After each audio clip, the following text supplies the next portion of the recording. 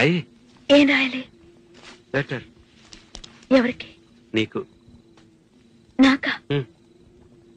నాకు రాయడం రాదు. ఈ మధ్యన సంతకం పెట్టడం నేర్చుకున్నా.